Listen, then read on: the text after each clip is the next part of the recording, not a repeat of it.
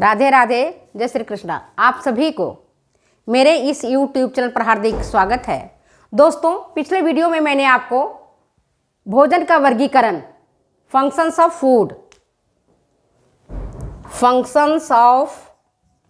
Food का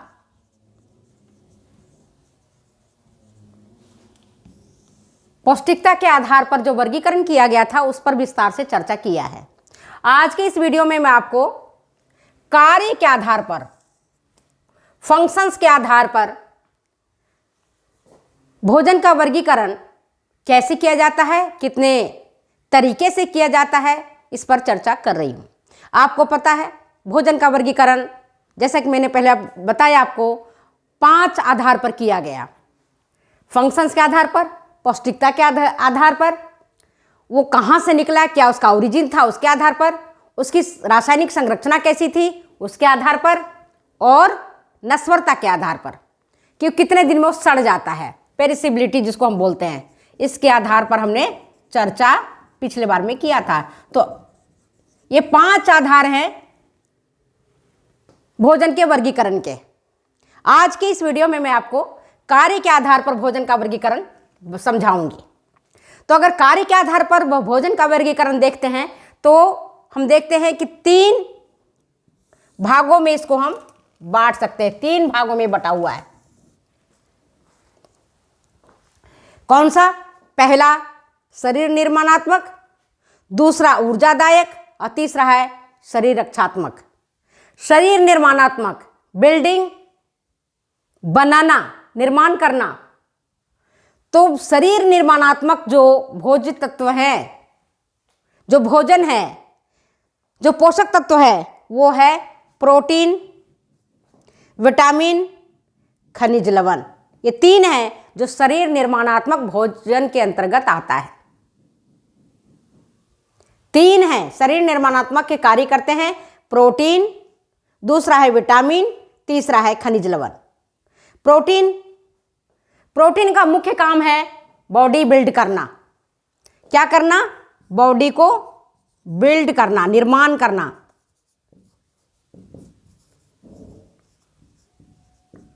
आपको पता है कि जितने भी सेल है हमारी बॉडी के, सब प्रोटीन के बने होते हैं।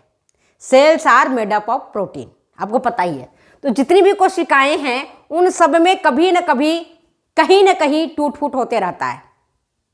आंतरिक रूप से भी टूट फूट होते रहता है और बाह्य रूप से भी होते रहता है। कहीं चोट लग जाती है, कट फट जाता है। अब सर्दी का मौसम है, आप देखो तेल ना लगाओ हाथों में तो देखोगे कि इसमें स्केल्स निकलने लगते हैं, त्वचा बाहर निकलने लगती है, बाहर जाने लगती है। तो शरीर निर्माणात्मक कार्य करता है प्रोटीन, दूसरा करता है विटामिन और तीसरा करता है खनिज लवण। प्रोटीन क्या है? प्रोटीन क्या है आपको पता है? तो पिछले वीडियो में मैंने आपको डिटेल्स बताया था। प्रोटीन का मुख्य काम है बिल्डिंग ब्लॉक्स करना, लेकिन जब हमारे शरीर में, जब हमारे आहार में वसा और कार्बोज नहीं रहता है ना, वसा और कार्बोहाइड्रेट की अगर कमी होती है तो उस स्थिति में ये जो प्रोटीन है वो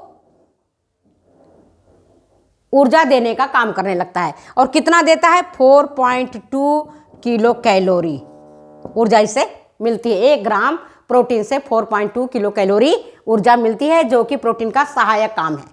लेकिन being as a home scientist, protein से ऊर्जा प्राप्त करना कोई बहादुरी नहीं है, बुद्धिमानी नहीं है, क्योंकि प्रोटीन फूड्स महंगे होते हैं। मांस, मछली, अंडा, दूध से बने जितने भी प्रोडक्ट्स हैं, दालें, ये सारे के सारे प्रोटीन वाले भोजन हैं। इनमें प्रोटीन की प्रचुरता रहती है और उसमें भी जो एनिमल स्रोत से प्राप्त है, जैसे दूध, मांस, मछली, अंडा, यकृत, इनमें बेस्ट प्रकार का प्रोटीन मिलता है, उत्कृष्ट प्रकार का प्रोटीन इसमें मिलता है, जो कि बॉडी बिल्डिंग के लिए नितांत आवश्यक होता है। ये प्रोटीन है, समझ गए? तो प्रोटीन का मुख्य काम है बॉडी बिल्डिंग करना। आपके कई लोग कहते हैं हमारी मैडम बाल झड़ रहे हैं, खूब दालें खाओ, खूब दूध पियो, खूब पनीर खाओ, बालों का झड़ना बंद हो जाएगा। बालों के निर्माण में, नाखूनों के बनने में, रक्त के बनने में, एंजाइम्स के बनने में, हार्मोन्स के बनने में, सबके निर्माण में प्रोटीन की अहम भूमिका होती है, मुख्य भूमिका होती है। समझ गए? दूसरा है विटामिन। मैंने आपको बताया हुआ विटामिनों के बारे में पिछले वीडियो में डिटेल्स बताया है। विटामिन हमारा शरीर निर्माणात्मक और रक्षात्मक दोनों ही तरह का काम करता है। विटामिन रक्षात्मक काम भी करता है और निर्माणात्मक काम भी करता है। हड्डियां के निर्माण में, हड्डियों की मजबूती में कैल्शियम और फास्फोरस जरूरी है, जो एक खनिज लवण है। Vitamin B1, B2, C, D, E, K, A, ये सारे जो विटामिन हैं, वसा घुलनशील विटामिन है या जल घुलनशील विटामिन है, इनका काम है शरीर निर्माण करना और शरीर को रोगों से सुरक्षा प्रदान करना। जैसे आंखों को रोशनी प्रदान करने में विटामिन ए की महती भूमिका होती है। अगर आहार में विटामिन ए की कमी होता है तो सोच लो आंखों से संबंधित रोग हो जाता है। केराटोमेलेसिया हो जाएगा, बीटॉक्स स्पॉट हो जाएगा, नाइट ब्लाइंडनेस हो जाएगा और कंप्लीटली जो बाद में होगा वो कंप्लीट ब्लाइंडनेस में भी बदल जाता है। विटामिन सी रहेगा तो स्कर्वी रोग हो जाएगा, जैसे कि मैंने आपको बताया। विटामिन B1 की कमी रहेगी, जिसको हम थायमिन कहते हैं, तो उससे भी शरीर में बेरी बेरी रोग हो जाएगा। राइबोफ्लेविन होगा तो जीभ जो है बैंगनी रंग का हो जाएगा, जीभ में सफ़ेदी आ जाएगी, जो होठ के दोनों किनारे हैं वो छिल जाएंगे, घाव हो जाएंगे, होठ फटने लग जाएगा। ये सब विटामिन B2 की कमी के कारण होता है। तो विटामिनों के बारे में मैं विस्तार से चर्चा नेक्स्ट क्लास में करूंगी। अब है खनिज लवण। खनिज लवण भी निर्माणात्मक कार्य करता है। निर्माणात्मक कार्य खनिज लवण करता है, जैसे कैल्शियम है, फास्फोरस है, आयरन है, कॉपर है, ये सारे निर्माणात्मक कार्य करते हैं और शरीर को रक्षात्मक कार्य भी करते हैं, बॉडी को रोगों से बचाते हैं, इम्यूनिटी पावर को बिल्ड करते हैं। बॉडी कब हमारा रोगों से ग्रस्त होता है? जब हमारे आहार में पर्याप्त मात्रा में प्रोटीन, विटामिन और खनिज लवण नहीं होते हैं, तब हमारा बॉडी बीमार हो जाता है। तब जो बाहर से आए हुए पैथोजेंस होते हैं इसको अटैक करते हैं, या इनकी अगर कमी हो जाती है, आहार में प्रोटीन की कमी हो गई, विटामिन की कमी हो गई या खनिज लवण की कमी हो गई, तो इसकी न्यूनता के कारण या कार्बोहाइड्रेट की कमी हो गई, तो इनकी न्यूनता के कारण, इनकी कमी के कारण बॉडी में कई सारे रोग हो जाते हैं, जिसको हम पोषण न्यूनता जनित रोग कहते हैं। न्यूट्रिशनल डेफिशिएंसी डिजीजेज के नाम पर जाना जाता है। न्यूट्रिशनल डेफिशिएंसी डिजीजेज के नाम से इसको हम जानते हैं। ठीक है, बात समझ में आ गया? तो खनिज लवण की भी महती भूमिका होती है। अब भोजन का कार्य के आधार पर हम देखते हैं तो दो प्रकार का। दूसरा नंबर में आता है ऊर्जादायक, वो भोजन जिसके खाने से हमें ताकत मिलती है, जिसके खाने से हमारे शरीर में गर्मी मिलती है, जिसके ताकत से हमें जो हमारी बॉडी में विभिन्न क्रियाएं हो रही हैं, जैसे सांस चल रहा है, हृदय धड़क रहा है, पेशाब बन रहा है, ब्लड का सर्कुलेशन हो रहा है, इन सभी चीज़ों के लिए एनर्जी जरूरी होता है, ऊर्जा जरूरी होता है। तो ऊर्जादायक जो भोज्य पदार्थ होते हैं, एक तो होता है वसा और दूसरा होता है कार्बोहाइड्रेट। वसा और दूसरा होता है कार्बोज या कार्बोहाइड्रेट। जो फैट होता है ना, हमारे जो भारत है वो डेवलपिंग कंट्री में, अभी तक डेवलप्ड कंट्री नहीं है, तो यहाँ के जो अधिकांश जनता है, अधिकांश लोग हैं, वो क्या खाते हैं आहार में? मेनली वो कार्बोहाइड्रेट युक्त ही भोजन को ग्रहण करते हैं। क्या खाते हैं? कार्बोहाइड्रेट युक्त भोजन को जब वो ग्रहण करेंगे, है ना, तब उनको ऊर्जा मिलती है। ऐसे जो धनाढ्य परिवार के लोग हैं, जो नया RDA 2020 आया है उसके अनुसार 50 से 60% भी ही एनर्जी हमें कार्बोहाइड्रेट से लेनी चाहिए, रिमेनिंग एनर्जी हमें फैट से लेनी चाहिए, वसा से लेनी चाहिए।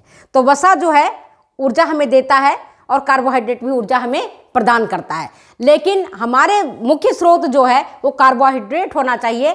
हमारी एनर्जी का मुख्य स्रोत कार्बोहाइड्रेट होना चाहिए। वसा से हमें कम मात्रा में कम मात्रा हमें भोजन में ग्रहण करना चाहिए, क्योंकि जो वसा अगर हम अधिक मात्रा में ग्रहण करते हैं तो सैचुरेटेड फैट होता है, और जब सैचुरेटेड फैट होता है तो सैचुरेटेड फैट धीरे धीरे कोलेस्ट्रॉल उसमें ज़्यादा होती है, और एक कोलेस्ट्रॉल हमारी धमनियों में जम जाता है, और धमनियों में जमने के बाद जो हमारी धमनी है ना, ये धमनियाँ हमारी हैं, इसके दीवारों पर इस तरह से जम जाते हैं, और जमने के बाद ये धमनियों की दीवारों को सकरा कर देते हैं, जिसके कारण रक्त का प्रवाह जो है सो कम हो जाता है, और वो धीरे धीरे जा करके हमारे एक जो कहते हैं ना एथेरोस्क्लेरोसिस ये रोग हो जाता है, या दूसरा हमारा हार्ट डिजीज जिसको हम स्ट्रोक कहते हैं, हार्ट अटैक वाली कंडीशन बढ़ जाती है अगर हम अधिक मात्रा में वसा युक्त भोजन ग्रहण करते हैं तो।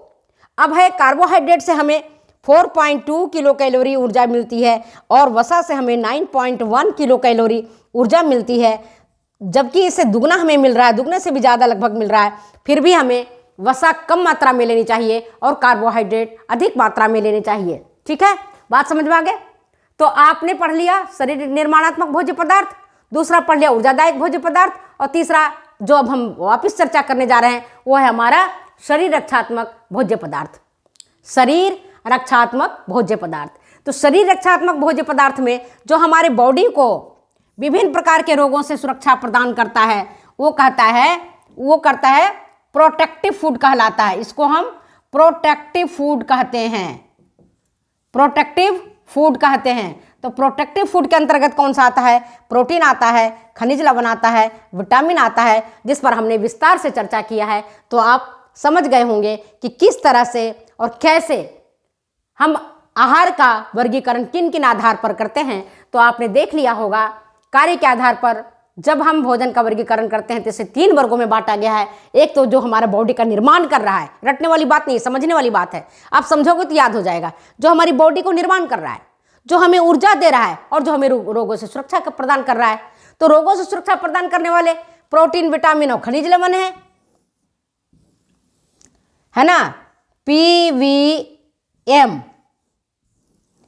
से याद कर लो, प्रोटीन, विटामिन, मिनरल्स, और यही प्रोटेक्टिव काम कर रहा है पीवीएम, प्रोटीन, विटामिन और मिनरल्स, और ऊर्जादायक जो है वसा और कार्बोहाइड्रेट है। तो 2 चीज़ें आपको अच्छी तरह से समझ में आ गई होगी, आपने खूब अच्छे से समझा।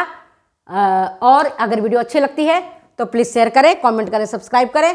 फिर मिलते हैं हम अगले वीडियो में अगली बातों के साथ, और फिर मैं आपको पढ़ाऊँगी, नेक्स्ट वीडियो में पढ़ाऊँगी कि उद्गम के आधार पर किस तरह से और कैसे हम भोजन का वर्गीकरण करेंगे, पेरिसेबिलिटी के आधार पर कैसे करेंगे, इस पर हम चर्चा करेंगे। Okay, bye.